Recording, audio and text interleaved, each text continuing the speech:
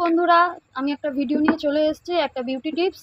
তো তোমরা দেখো আমি বিউটি টিপসটা কী দিয়ে কী উপকরণ দিয়ে তৈরি করে। এই টিপসটা হচ্ছে মুখের প্রতি খুব উপকারী। তো দেখো কিভাবে আমি বানাচ্ছি। তো চলো। তো বন্ধুরা দেখো, প্রথমেই আমি নিয়ে এসেছি বেসন। তোমাদের ঘরে যেই ধরনেরই বেসন থাকুক না কেন, সেই ধরনের বেসন নিয়ে করবে। তো আমার কাছে এই বেসন ছিল, তো আমি এই বেসনটাই নিচ্ছি। তোমাদের ফেস অনুযায়ী তোমরা বেসন নেবে। তো আমি এখানে 1 চামচ থেকে 2 চামচের কাছাকাছি নিলাম।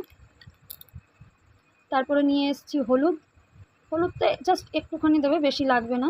হলুদ ফেসের পক্ষে খুব উপকারী, এই এতটা মতো দিলেই হবে। তারপরে দেখো আমি নিয়ে এসেছি কাঁচা দুধ। তারপরে এনেছি কাঁচা দুধও মুখের পক্ষে খুব উপকারী।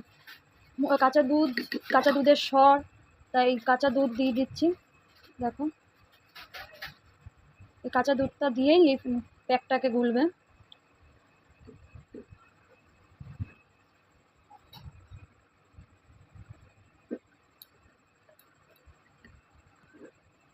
ভালো করে প্যাকটাকে গুলবে, কেন ভেতরে দানা দানা থাকলে কিন্তু ভালো হবে না।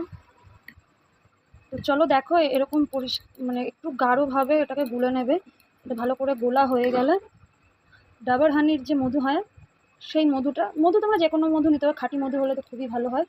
সুতরাং এই ডাবর হানির যে মধুটা, এটা অল্প কিছুটা দিয়ে দেবেন, 3-4-5 ফোঁটার মতো আমি দিয়ে দিলাম। এটা মিশিয়ে 2-3 মিনিট হোল্ড করব, যাতে জিনিসটা ভালো করে মিশে যায়। তো চলো গাইজ, আমার প্যাকটা বানানো রেডি হয়ে গেছে। তা কেমনভাবে এটা অ্যাপ্লাই করবো ফেসে, তো সেটাই দেখে নেওয়ার পালা। তা দেখো এরকম আমি হাতের ওপরেই দেখাচ্ছি।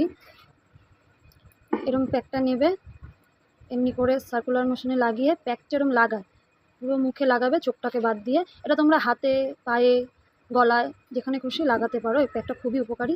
এরকমভাবে কিছুটা সময় যতক্ষণ না শুকোবে ততক্ষণ রেখে দেবে। তো চলো, আমারটা শুকিয়ে গেছে, আমি হাতটা ধুয়ে এসে তোমাদের দেখাচ্ছি কতটা পরিষ্কার হয়েছে।